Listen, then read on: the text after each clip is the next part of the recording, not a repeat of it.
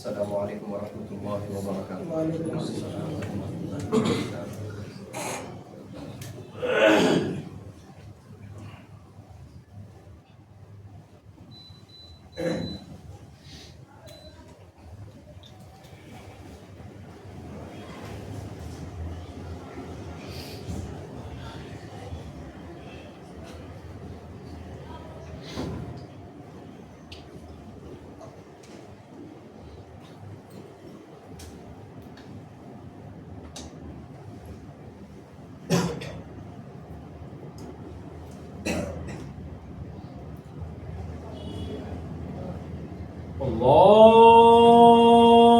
الله أكبر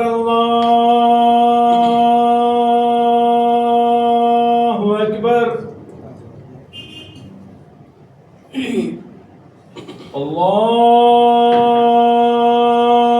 الله أكبر الله أكبر أشهد أن لا إله إلا الله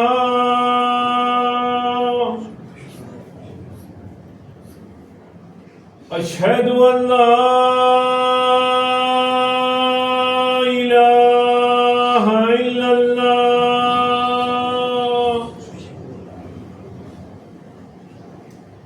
أشهد أن محمد رسول الله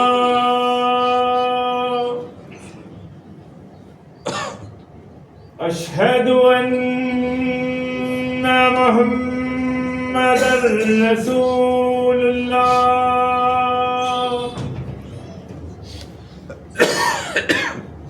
حي على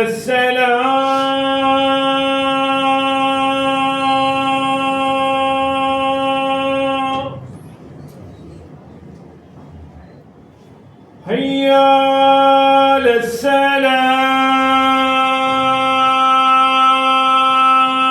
السلام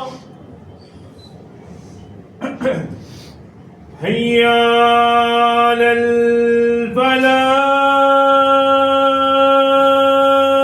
الفلاح حي على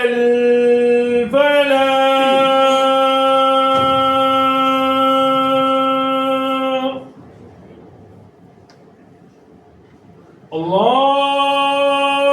الله أكبر الله أكبر لا إله إلا الله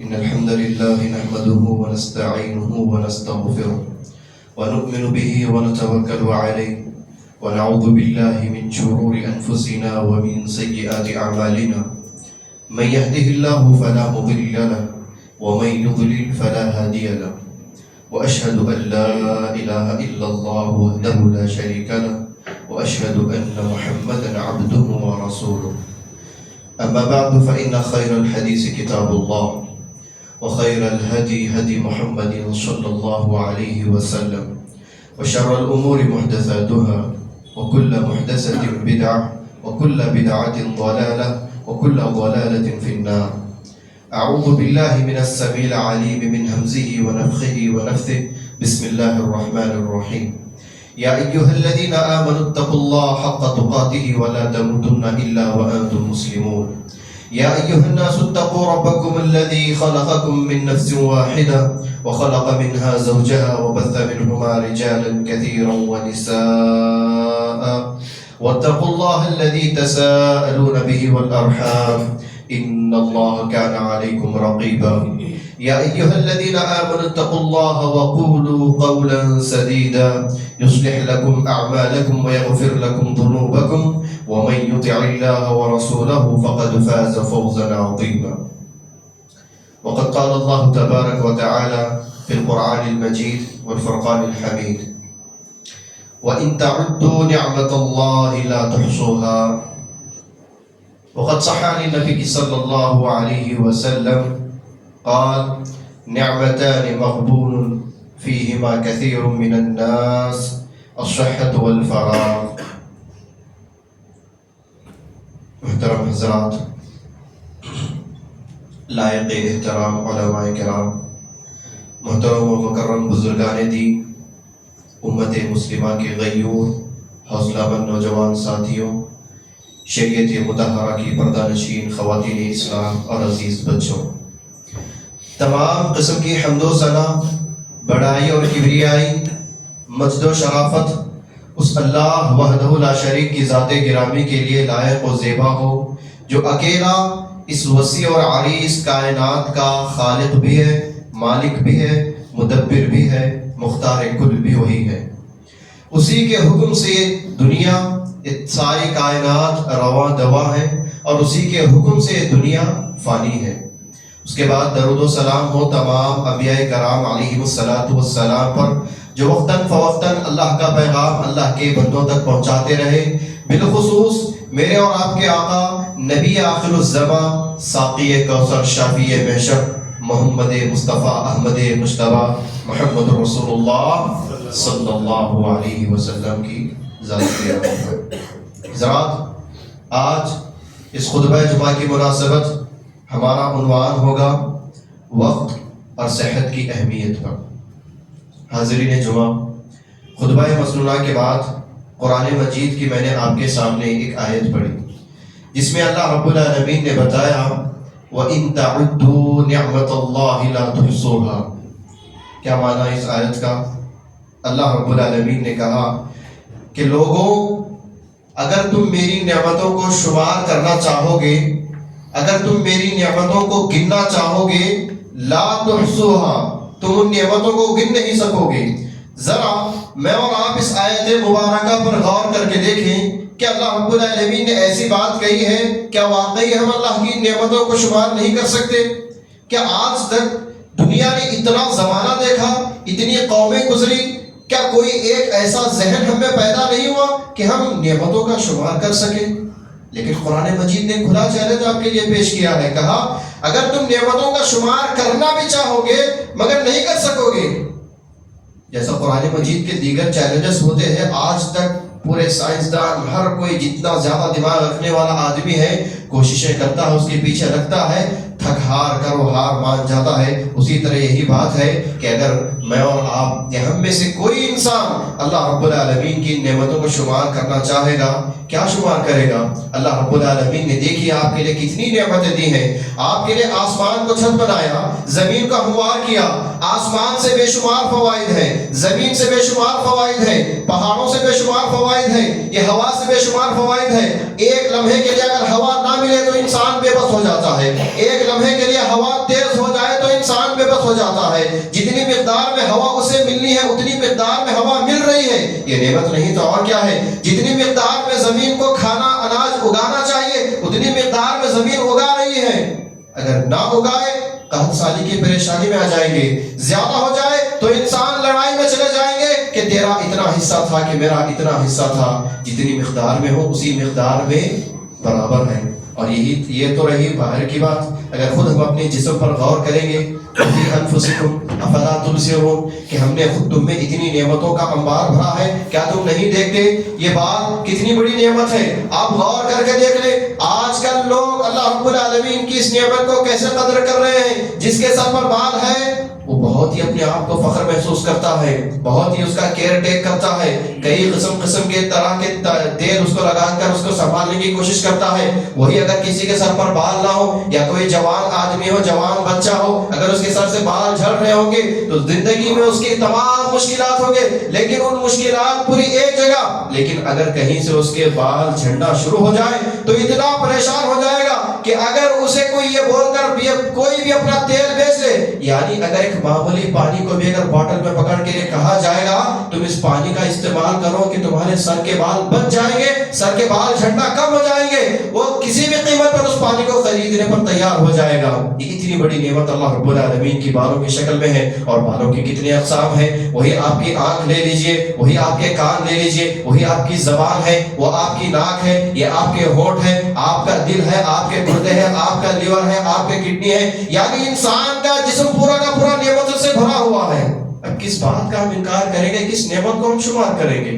زیادہ سے زیادہ اگر ہم شمار کرنے کے لیے بیٹھیں گے تو میں سمجھتا ہوں کہ ہم صرف انہی چیزوں کو شمار کر سکتے ہیں جو چیز ہماری آنکھوں کو دکھ رہی ہے، جو چیز ہمارا ذہن سمجھ سکتا ہے، اور جو چیز ہم لوگ ادراک کر سکتے ہیں، اس کو حاصل کر سکتے ہیں۔ ان چیزوں کا کیا جو انسان دیکھ نہیں سکتا، ان چیزوں کا کیا جن چیزوں تک انسان پہنچ نہیں سکتا، کیسے آپ شمار کرو گے؟ ابھی 150-200 سال پہلے تک آپ کو سفر کرنے کے لیے کتنی مشکلات ہوتی تھی، آج آپ نے فلائٹ کا آوشکار کر لیا، انوینشن کر لیا، ٹرین اور طرح طرح کے سواریاں آپ نے ایجاد کر لی۔ یہ نعمتیں اللہ رب العالمین کی جانب سے نہیں تو اور کیا ہے؟ تو رہی بات یہ کہ بات مختصر یہ کہ اللہ رب العالمین کی اتنی نعمتیں ہیں کہ آپ یہ موٹا موٹا سوچ لیں کہ اگر میں اور آپ اللہ کی نعمتوں کو شمار کرنا چاہیں تو شمار نہیں کر سکتے، بلکہ ہمیں ہر اللہ کی دی ہوئی نعمتوں کا شکریہ ادا کرنا چاہیے۔ اور اللہ رب العالمین نے قرآن مجید میں دوسری جگہ کیا کہا؟ وَأَمَّا بِنِعْمَةِ رَبِّكَ فَحَدِّثْ، اور رہی جو نعمتیں رب نے تمہیں دے رکھی ہیں ان نعمتوں کا ظہور بھی تمہیں کرنا چاہیے، دکھلانا چاہیے کہ مجھے میرے رب نے فلاں نعمتیں دی ہیں۔ کس طرح کی نعمتیں دی ہیں؟ اللہ نے مجھے صحت دی ہے تو مجھے صحت کے ذریعے بتانا چاہیے کہ اللہ نے مجھے صحت دی ہے تو میں اس طاقت کے ذریعے، صحت کے ذریعے یہ تمام کر سکتا ہوں۔ اللہ نے مجھے مالدار بنایا ہے، اللہ نے مجھے مال کی نعمت سے نوازا ہے، اور اس مال کی نعمت کو میں اللہ کے راستے میں خرچ کر سکتا ہوں۔ کیسے؟ جب اسلام آغاز میں تھا، حضرت ابوبکر صدیق رضی اللہ تعالیٰ عنہ کی مثال لے لیجیے۔ تاجر پیشہ آدمی تھے، مال تھا، کمایا ہوا تھا۔ جیسے ہی اسلام کی پہلی صدا کانوں میں پڑی، جب معلوم ہوا کہ غلاموں کو آزاد کرنا اللہ رب العالمین کے رضامندی کے لیے بہت ہی بہترین بات ہے، دوسری رائے نہ تھی۔ کبھی یہ نہیں سوچا کہ اگر میں اپنے مال میں سے خرچ کر دوں گا تو میرے پاس کیا بچے گا، میں کیسے اپنی زندگی گزر بسر کروں گا۔ یہ وہی حضرت ابوبکر صدیق رضی اللہ تعالیٰ عنہ ہے جن کو خلیفہ جب بنایا گیا، خلیفہ بننے کے بعد پورے مسلمانوں کے خلیفہ ہے۔ جب خلیفہ منتخب ہوئے تو دوسرے دن اپنے تجارت کی جو پوٹلی تھی وہ پوٹلی لے کر نکل رہے تھے۔ راستے میں حضرت عمر رضی اللہ تعالیٰ عنہ اور ایک صحابی غالباً عبد الرحمن ابن عوف تھے، ملے، پوچھا کہ خلیفۃ المسلمین آپ کہاں جا رہے ہو؟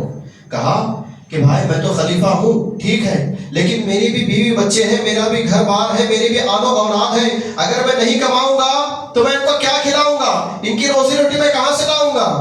بڑی فکر والی بات تھی۔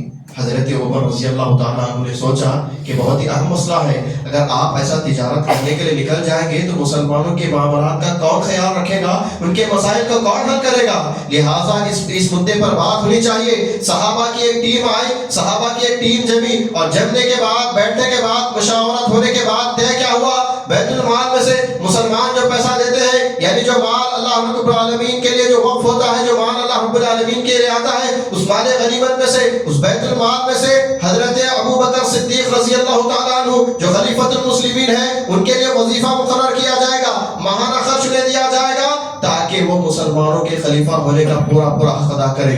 تو یہ وہی صحابی ہیں جنہوں نے اسلام کے شروع میں ایک لمحہ نہ سوچا کہ اگر میں اللہ رب العالمین کے لیے مال خرچ کر دوں گا تو مجھے کل کا کیا ہوگا۔ آپ کو کل کی فکر کرنے کی ضرورت نہیں ہے، کل اللہ رب العالمین کے ہاتھ میں ہے، میرا کل میرے ہاتھ میں نہیں ہے۔ ابھی بتائیے ہم مسجد میں اتنے لوگ بیٹھے ہوئے ہیں، کس کو اندازہ ہے کہ اب میں یہاں سے مسجد سے زندہ باہر نکل کر جا سکتا ہوں؟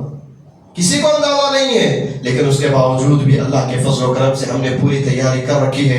گھروں میں ہم نے بول دیا ہے کہ ہم جمعہ کی نماز پڑھ کر آئیں گے، ہمیں یہ کھانے میں یہ پسند ہے، ہمیں فلاں ٹرین پکڑنے کے لیے نکلنا ہے، ہمیں فلاں میٹنگ کے لیے جانا ہے، تو سب تیار رکھے۔ میرے پاس وقت نہیں ہے، دراصل ہمارے پاس کتنا وقت ہے وہ ہمیں خود پتا نہیں ہے۔ تو معلوم یہ ہوا کہ اللہ رب العالمین نے جو نعمتیں ہمیں دے رکھی ہے ان کا ظہور کرنا، ان کا بیان کرنا بے حد ہمارے لیے ضروری ہے۔ اگر ہمارے پاس اللہ رب العالمین کا دیا ہوا علم موجود ہے تو اس نعمت کا اظہار کریں، کہیں کہ یہ اللہ رب العالمین کے کلام میں سے میں نے باتیں سیکھی ہیں، میں نے قرآن مجید کا مطالعہ کیا ہے، قرآن یہ کہتا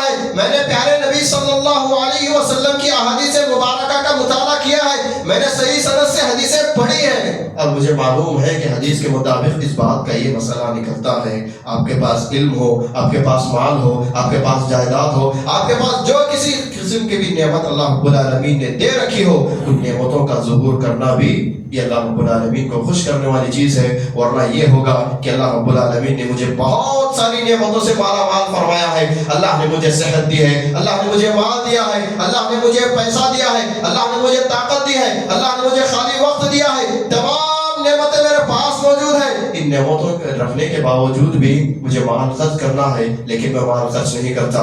مجھے صحت کا استعمال کرنا ہے، میں صحت اللہ کے راستے میں نہیں لگاتا۔ مجھے خالی وقت اللہ کے راستے میں لگانا ہے، میں اس خالی وقت کو اللہ کے راستے میں نہیں لگاتا تو اللہ ناراض ہوتا ہے۔ ذرا سوچ کر دیکھیں، اللہ رب العالمین ہی نے آپ کو وہ نعمتیں دی ہیں کہ اللہ رب العالمین ان نعمتوں کو واپس نہیں لے سکتا۔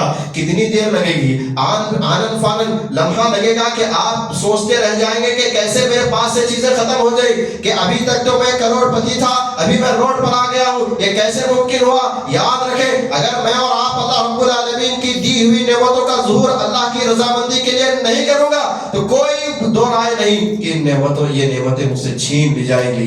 حاضرین جمعہ، اللہ کے نبی صلی اللہ علیہ وسلم نے کہا اغتنم خمسا قبل خمس، 5 چیزوں کو 5 چیزوں سے پہلے غنیمت جانو۔ ان میں 2 چیزیں کیا ہے؟ صحتک قبل مرضک، آپ کی صحت آپ کی بیماری سے پہلے، اور فراغک قبل شغلک، اور آپ کا خالی وقت آپ کے مشغولیت سے پہلے۔ بہت بڑی بات ہے، بہت بڑی بات ہے کہ آپ اپنی صحت کو غنیمت جانو آپ کی بیماری سے پہلے، اور آپ اپنے خالی وقت کو غنیمت جانو اپنے بزی شیڈول ہونے سے پہلے۔ کیا مطلب؟ کہ انسانی زندگی میں دونوں چیزیں پاسبل ہے، انسان صحت مند بھی رہتا ہے، انسان بیمار بھی ہوتا ہے۔ یہ نہیں کہ انسان جب پیدا ہو جائے تو مرنے تک صرف صحت مند رہے گا، کبھی بیمار نہیں ہوگا، ایسی بات نہیں ہے، یہ فطرت ہے۔ اللہ رب العالمین نے یہ قانون قدرت رکھا ہے کہ انسان جب پیدا ہوگا وفات تک بہت سارے مراحل سے گزرے گا۔ ان مرحلوں میں سے ایک مرحلہ یہ بھی ہے کہ وقتاً فوقتاً انسان تندرست بھی رہے گا اور وقتاً فوقتاً بیماریوں سے 2-4 بھی ہوتا ہوا نظر آئے گا، اور اسی طرح سے انسان پوری زندگی خالی بھی نہیں رہے گا، انسان پوری زندگی ایسی بیکار نہیں رہے گا کہ اسے کوئی کام نہیں ہے، کام بھی رہے گا، خالی وقت بھی رہے گا۔ تو یہ دونوں چیزیں لازم و ملزوم ہیں، کبھی خالی بھی وقت ملے گا، کبھی خالی وقت بھی نہیں ملے گا۔ تو ان 2 چیزوں کو پیارے نبی صلی اللہ علیہ وسلم نے ایک اور حدیث میں یوں بیان فرمایا، کہا جب اتنی بے شمار نعمتیں ہیں کہ تم شمار نہیں کر سکتے تو اللہ کے نبی صلی اللہ علیہ وسلم نے ان 2 نعمتوں کو ہائی لائٹ کیا۔ بات سمجھ میں آئی؟ بہت بڑی بات ہے، اتنی نعمتیں جس چیز کو ہم شمار نہیں کر سکتے، جن چیزوں کو ہم گن نہیں سکتے۔ اب مثال کے طور پر آپ سمجھ لیجئے کہ یہاں پر یہ ٹائلز جو ہم دیکھ رہے ہیں، اس ٹائلز میں ڈاٹس جو ہیں بہت بے شمار ہیں، ہم گن نہیں سکتے، لیکن اس میں سے خاص 2 کو پوائنٹ آؤٹ کرنا اور کہنا کہ یہ 2 کچھ الگ قسم کے پوائنٹ ہیں، کچھ الگ قسم کے ڈاٹ ہیں، یہ بہت بڑی بات ہے۔ پیارے نبی صلی اللہ علیہ وسلم نے اتنی تمام نعمتوں میں 2 نعمتوں کی طرف اشارہ کرتے ہوئے کہا نعمتان مغبون فیہما کثیر من الناس، 2 نعمتیں ایسی ہیں بندے کے پاس، ان نعمتوں کے سلسلے میں دھوکے میں پڑا ہوا ہے، اسے خیال نہیں ہے ان نعمتوں کا۔ کہ کیا نعمتیں ہیں وہ؟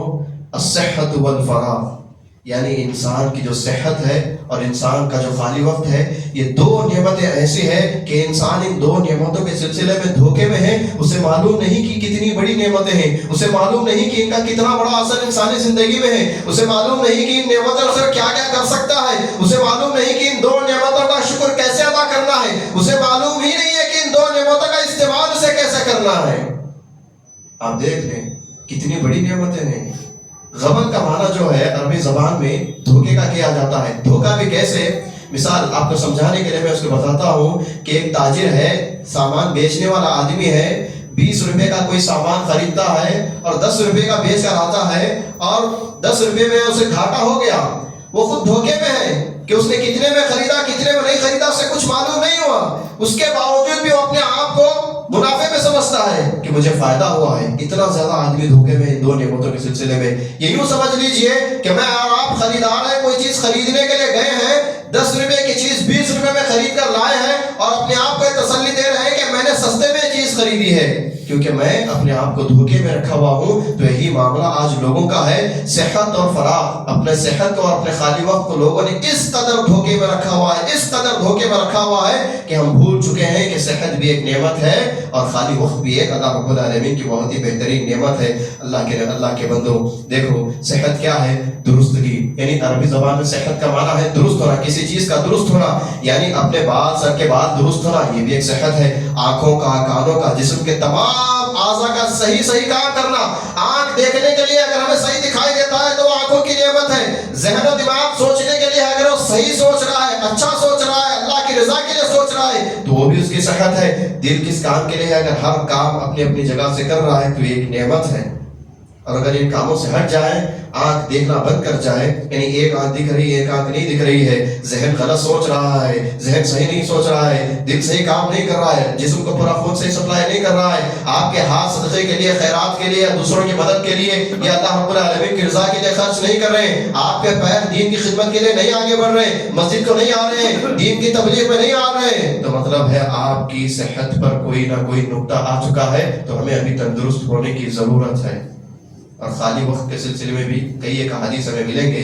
حضرت عبداللہ ابن عمر رضی اللہ تعالیٰ عنہ کہتے ہیں کہ اللہ کے نبی صلی اللہ علیہ وسلم میرے پاس آئے اور کہا اخذ بمنکبی، کہ اللہ کے نبی صلی اللہ علیہ وسلم نے میرے کندھے کو پکڑا ہے، میرے کندھے پر ہاتھ رکھا اور کہا کن فی الدنیا کأنک غریب. عبداللہ اس دنیا میں ایسے زندگی گزارو کہ گویا کہ تم ایک اجنبی شخص ہو، او عابر سبیل، یا ایک پل گزارنے والے آدمی ہو کہ بہت ہی لمحہ دیکھ کر بڑے خیال سے، بڑے احتیاط سے تم اس راستے کو پار کر رہے ہو. پھر حضرت عبداللہ ابن عمر رضی اللہ تعالیٰ عنہ اس حدیث کے بعد، پہلے نبی صلی اللہ علیہ وسلم کی اس گفتگو کے بعد کہتے ہیں اذا اصبحت فلا تنتظر المساء، لوگوں جب تم صبح کر لو تو شام کا انتظار مت کرو. وَإِذَا أَمْسَيْتَ فَلَا تَنْتَظِرِ الصَّبَاحَ، اور جب تم شام کر لو تو صبح کا انتظار مت کرو. خُذْ مِنْ صِحَّتِكَ لِمَرَضِكَ، جب صحت کا وقت ہے، جب تندرست ہو تو اپنے بیماری کے لیے اس تندرستی کو حفاظت کر لو، بچا کے رکھ لو. وَفِي حَيَاتِكَ لِمَوْتِكَ، اور جب تک زندگی ہے موت کے لیے تیاری کر لو. کتنی بڑی بات ہے.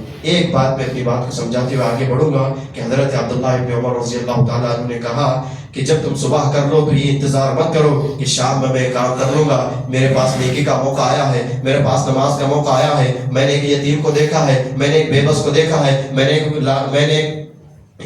ودوا کو دیکھا ہے، میں نے فلاں قسم کو دیکھا ہے کہ نہیں اب نہیں، ابھی میں بزی ہوں، میں بعد میں کام کر لوں گا، میں بعد میں اس کے لیے راحت فراہم کر لوں گا. اللہ کو راضی کرنے کے لیے میرے پاس وقت تو ابھی موجود ہے، مجھے وقت مل رہا ہے، لیکن شام کو دیکھیں گے. یہی بات حضرت عبداللہ ابن عمر رضی اللہ تعالیٰ عنہ نے کہہ دی کہ جب تم صبح کر لو تو شام کا انتظار نہ کرو، نیکی کو تلاش کرتے کرتے جب بھی موقع ملے نیکی کرتے چلے جاؤ. اور جب شام کر لو تو صبح کا انتظار نہ کرو کہ میں صبح اٹھ کر یہ کام کر لوں گا، صبح اٹھ کر میں ایسا کر لوں گا. بات ایسی نہیں ہونی چاہیے. جب بھی موقع ملے اسی موقع کو غنیمت جان کر تمہیں اللہ رب العالمین کو راضی کرنے کے لیے کام کرنا چاہیے. حاضرین جمعہ، صحت کا راز کیا ہے؟ صحت کے سلسلے میں 4 چیزیں بتا کر اپنی بات کو آگے بڑھاؤں گا کہ آج ہماری صحت اتنی اونچ نیچ کیوں ہے، آج ہم اتنے زیادہ بیمار کیوں ہو رہے ہیں، آج وقتاً فوقتاً ہم کیوں بیماری میں مبتلا ہوتے جا رہے ہیں. کبھی سر درد کی شکایت ہوتی ہے، کبھی ہاتھ پیر درد کی شکایت ہوتی ہے، کبھی سستی ہوتی ہے، کبھی ہمارا جسم تھرانے لگتا ہے، کبھی ہماری زبان چل ہو جاتی ہے، کبھی ہمیں آنکھوں میں دکھتا نہیں ہے، کبھی ہم چکر کھا جاتے ہیں. کیا وجہ ہے کہ آج سے پہلے جو صحابہ کرام نے زندگی گزاری تھی کبھی ان سے اتنی زیادہ شکایتیں دیکھنے کو نہیں ملتی تھی. آج اگر ہم معاملہ کر دیکھ لیں گے، ہر 2 دن 3 دن میں ایک نہ ایک کوئی نہ کوئی ہمارے پاس کمی ہوگی. ہر 2 دن 3 دن میں ہمیں کوئی نہ کوئی بیماری لاحق ہونے لگتی ہے کہ آج سر درد ہو گیا اس لیے میں نمازیں نہیں پڑھ سکتا. وہاں صحابہ کا معاملہ تھا، پیروں میں تیر لگ جاتے تھے، میدان جنگ میں ہے، جان کا سودا کر رہے ہیں، وہاں پر بھی عبادتیں نہیں چھوٹ رہی ہے. اور ہمارا مسئلہ کیا ہے؟ ہلکا سا سر درد ہونے لگتا ہے تو کئی نمازیں ہماری چھوڑ جاتی ہیں. آج ہم اتنے کمزور اور اتنے صحت سے عاری کیوں ہوتے چلے جا رہے ہیں؟ لیکن صحابہ کرام کیوں اتنے تندرست تھے؟ دیکھیے صحابہ کرام فطرت پر باقی تھے. اللہ رب العالمین کا جو قانون ہے، اللہ رب العالمین نے جو نظام بنایا ہے اس نظام پر باقی تھے. نظام کیا تھا؟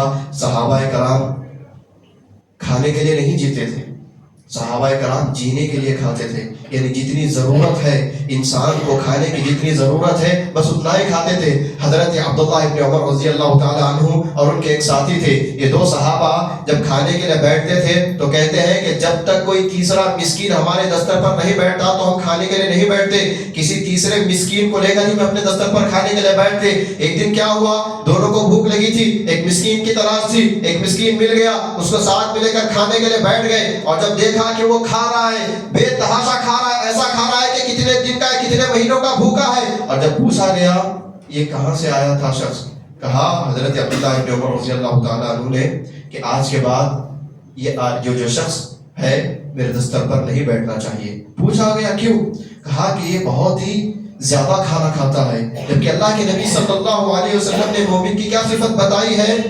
الکافر یأکل سبعۃ اطعام، کافر کی کیا صفت ہے کہ وہ 7 آنتے یعنی اپنا پیٹ بھر کر کھاتا ہے، اور مومن کی کیا صفت بتائی کہ مومن اپنا ایک ہی حصہ کھاتا ہے، فی معن واحد، کہ مومن اپنا ایک پیٹ کا ایک ہی حصہ کھاتا ہے۔ پیٹ کے 3 حصے کرو، پیارے نبی صلی اللہ علیہ وسلم نے کھانے کا طریقہ بتایا ہے کہ پیٹ کے 3 حصے کرو، ایک حصہ کھانے کے لیے، ایک حصہ پانی کے لیے، اور ایک حصہ ہوا کے لیے۔ اور آج ہماری حالت کھانے پینے کے معاملے میں کیا ہے، اللہ رحم کرے، اس پر تفصیل بولنے کی وقت اجازت نہیں دیتا، آپ یہ غور کر لیں تو اپنے کھانے کو کم کر لیں۔ کم کرنے کا مطلب کیا ہے، بھوک کے حساب سے اگر ہم کھائیں گے تو ہم کبھی بیمار نہیں ہوں گے۔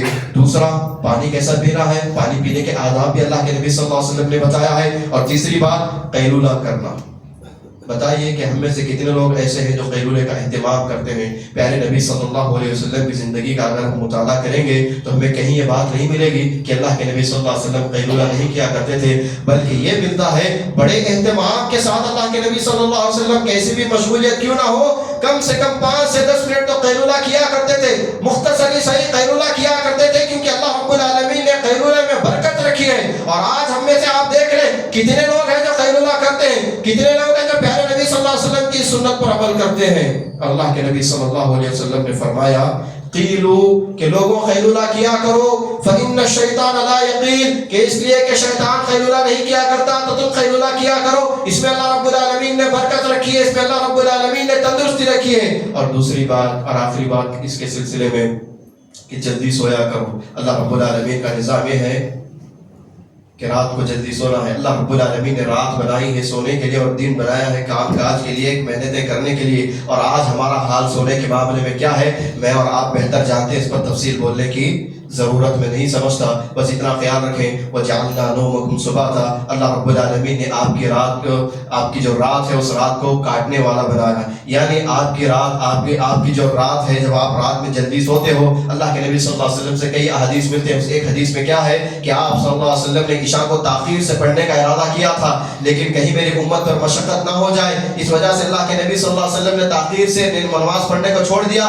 اور عشاء اول وقت میں پڑھی، اور کہا کہ عشاء کے بعد میں بات کرنے کو ناپسند کرتا ہوں اور عشاء سے پہلے میں سونے کو ناپسند کرتا ہوں۔ پیارے نبی صلی اللہ علیہ وسلم عشاء سے پہلے سونے کو ناپسند کرتے تھے اور عشاء کے بعد تاخیر تک بیٹھ کر بات چیت کرنے سے منع کیا کرتے تھے۔ یہ کیوں؟ اس صحت مند زندگی کا ایک راز ہے۔ اور آئیے خطبے کے اپنے دوسرے پہلے کو ذکر کر کے اپنی بات کو ختم کریں کہ فراغ خالی وقت کیا ہے۔ حدیث قدسی ہے، اللہ کے نبی اللہ رب العالمین نے پیارے نبی صلی اللہ علیہ وسلم کو کہا، ان اللہ یقول، یہ ابن آدم، کہ آدم کی اولاد، اے آدم ذات، اے آدم کے بیٹوں، تفرغ لعبادتی، میری عبادت کے لیے خالی ہو جاؤ، میری عبادت کے لیے وقت نکالو، املأ صدرک غنا، املأ صدرک غنا، کہ اگر تم میری عبادت کے لیے خالی ہو جاؤ گے، میری عبادت کے لیے وقت نکالو گے، تو میں تمہارے سینے کو مالداری سے بھر دوں گا، تو میں تمہارے سینے کو بے نیاز کر دوں گا، میں تمہیں دنیا کا کسی اور کا محتاج نہیں بناؤں گا، تمہیں صرف میرا محتاج بناؤں گا۔ اس سے بڑی بات اور کیا چاہیے؟ پھر کہا وَأَسُدَّ فَقْرَكَ، اگر تم میری عبادت کے لیے وقت نکالو گے، اپنی معمولات زندگی میں سے خالی وقت اپنے وقت نکال کر اگر تم میرے لیے عبادت کے لیے وقت نکالو گے تو پہلی چیز میں تمہیں بے نیاز کر دوں گا، دوسری چیز میں تم سے فقر و فاقے کو روک دوں گا، غربت کو تم سے دور رکھوں گا، تمہارے زندگی میں برکت ہوگی، تمہارے مال میں برکت ہوگی، تمہاری ہر شے میں برکت ہوگی۔ وَإِن لَّمْ تَفْعَلْ، اور اگر تم ایسا نہ کرو گے، کیا نہ کرو گے؟ میری عبادت کے لیے اگر وقت نہیں نکالو گے، اپنے آپ کو زیادہ بزی سمجھو گے، میں صبح اٹھ رہا ہوں مجھے آفس جانا ہے، میں صبح اٹھ رہا ہوں مجھے تجارت کے لیے جانا ہے، میں صبح اٹھ رہا ہوں میرے بچوں کو چھوڑنا ہے، میں صبح اٹھ رہا ہوں مجھے وہ کرنا ہے، لیکن میرے پاس عبادت کے لیے وقت نہیں ہے، میں فجر میں نہیں اٹھ سکتا۔ کیوں نہیں اٹھ سکتا؟ کیونکہ مجھے رات دیر تک آفس کا کام رہتا ہے۔ میں صبح فجر میں نہیں اٹھ سکتا۔ کیوں نہیں اٹھ سکتا؟ کہ مجھے رات دیر تک دکان میں بیٹھنا پڑتا ہے، 12-1 بج جاتے ہیں، اس لیے میں صبح نہیں اٹھ سکتا۔ فلاں مسائل نکالتے ہیں۔ اگر ہم اللہ رب العالمین کے لیے وقت نہیں نکالیں گے، نتیجہ کیا ہوگا؟ اپنی زندگی میں اللہ رب العالمین کی عبادت کے لیے اگر وقت نہیں نکالیں گے، وقت پر اگر ہم وقت نہیں نکالیں گے تو اللہ رب العالمین نے کہا ملکت یدیک شغلا، تو میں تمہیں کام پر اور کام دے دوں گا، زیادہ بزی کر دوں گا، اور ولم اسد فقرک، اور تمہیں تمہاری غربت سے میں نہیں روکوں گا، تمہارے فقر و فاقہ سے میں نہیں روکوں گا، بلکہ تم اور غریب ہوتے چلے جاؤ گے۔ آج دیکھیں اتنا زیادہ مال ہونے کے باوجود بھی ہم لوگ یہ سوچتے ہیں کہ ہمارے پاس تو کچھ مال نہیں ہے، ادھر خرچ کرتے ہیں، ادھر پیسہ آتا ہے ادھر خرچ کرتے ہیں، پھر بھی ہمیں مال کی تنگی ہوتی ہے۔ اس کی وجہ کیا ہے؟ کہیں نہ کہیں مجھے اور آپ کو سوچنا چاہیے کہ جب مجھے اللہ کے لیے عبادت کے لیے وقت نکالنا تھا، جب اللہ کی پکار میرے پاس تک آ کر پہنچ رہی تھی، جب دین پر عمل کرنے کی بات آ رہی تھی، تو میں وقت نہیں نکال رہا تھا۔ معاملہ خود جمعہ کا دیکھ لیں، اگر میں جمعہ میں حاضری اس لیے دے رہا ہوں کہ جمعہ مسلمانوں کا ایک چھوٹی سی عید کا دن ہے، جمعہ تو مجھے جانا ہی پڑتا ہے، یہ روایت بن چکا ہے کہ مہینے میں 4-5 جمعہ آئیں گے تو جمعہ کے موقع پر جاؤں گا، خطبے کے آخر میں جا کر میں جمعہ سن کر چلا جاؤں گا۔ یقین یاد رکھیں، یہ وقت نکالنا نہیں ہے، وقت کاٹنا ہے، کیونکہ میں نام کا مسلمان ہوں، کیونکہ میرے نام کے آگے عبداللہ، عبد الرحمن، محمد، عبد الجبار لگتا ہے، تو اس وجہ سے مجھے یہ ثابت کرنا ہے کہ مسلمان ہوں تو میں جمعہ کے لیے حاضری دیتا ہوں۔ اصل بات کیا تھی؟ اللہ کے نبی صلی اللہ علیہ وسلم نے کیا کہا؟ جمعہ کے دن اول وقت میں آنا ایک اونٹ ذبح کرنے کے برابر ثواب ہے۔ بولیے میں اور آپ کتنی اس بات کی کوشش کرتے ہیں؟ ہاں مستثنا ہو سکتے ہیں، کچھ لوگوں کے پاس عذر ہو سکتا ہے، کچھ لوگوں کے پاس واجب قابل قبول عذر ہو سکتا ہے کہ اس وجہ سے بیماری فلاں وجہ سے نہیں آ سکا، ورنہ اگر ایک مسجد میں 100 آنے والے ہوں گے کہ 40 آدمی 50 آدمی ایسے نہیں ملیں گے جو وقت سے پہلے مسجد کو آ سکیں گے۔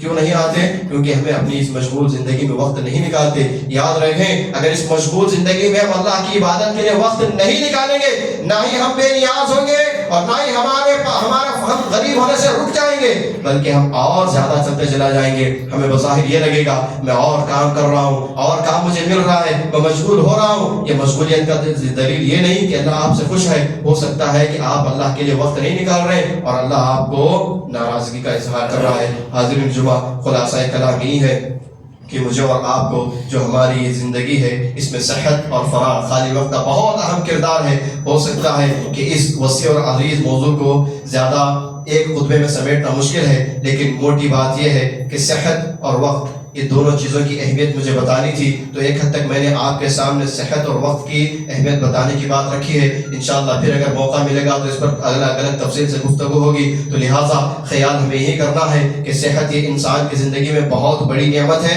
اور وقت بھی انسان کی زندگی میں بہت بڑی نعمت ہے۔ ان دونوں کا صحیح استعمال کرنا اور اللہ رب العالمین کے خاطر ان دونوں کا استعمال ہونا، گویا کہ تبھی ہم اللہ کی رضامندی حاصل کر سکتے ہیں۔ ورنہ اگر ایسا ہو جائے کہ پوری صحت میں نے اپنے کمانے میں لگا دی، اپنے گھر والوں کے پیچھے لگا دی، جب جسم جواب دے چکا، جب میں کمزور ہو چکا، جب میں بیمار ہو چکا، تو مسجد کا ایک کونا میں پکڑ لوں گا تو اس میں کیا بھی زیادہ بڑا فائدہ نہیں ہوگا۔ یا پھر میرے پاس خالی وقت جب نہیں تھا، میں بزی تھا، تو میں نمازوں کے لیے نہیں آیا کرتا تھا، میں نیک کام نہیں کیا کرتا تھا۔ اب پورے کام کاج ختم ہو گئے، اب میں نے پورے تجارت کو، بزنس کو، نوکری کو اپنے بیٹوں میں تقسیم کر دیا، سب میں تقسیم کر دیا، اب تو میں پوری طرح سے خالی ہو چکا ہوں، چلو اللہ کی عبادت کرتے ہیں، ایسے میں بھی خاصا فائدہ نہیں ہوگا۔ بات تو تب بنے گی جب سب سے زیادہ زندگی میں شباب پر، عروج پر ہے، طاقت پر ہے، خالی وقت نہیں ہے، ایک دم شیڈیول ٹائٹ ہے۔ ایسے وقت میں اللہ رب العالمین کو راضی کرنے کے لیے اپنے طاقت اور اپنے وقت کا استعمال کرنا، صحت کا استعمال کرنا، یہ اللہ رب العالمین کے نیک بندے کی ایک صفت ہے۔ اللہ رب العالمین سے دعا ہے کہ اللہ رب العالمین مجھے اور آپ کو اپنی صحت کو اور اپنے وقت کو صحیح استعمال کرنے کی توفیق عطا فرمائے۔ اللہ مجھے اور آپ کو صحت میں برکت عطا فرمائے، اپنے وقت میں برکت عطا فرمائے۔ اللہ رب العالمین جہاں بھی مسلمان پریشان ہے، اللہ تمام مسلمانوں کی پریشانیوں کو دور فرما۔ اللہ جہاں بھی مسلمان ہمارے بیٹے ڈرائے دھمکائے ستائے جا رہے ہیں، اللہ تو غیب سے ان کی مدد فرما۔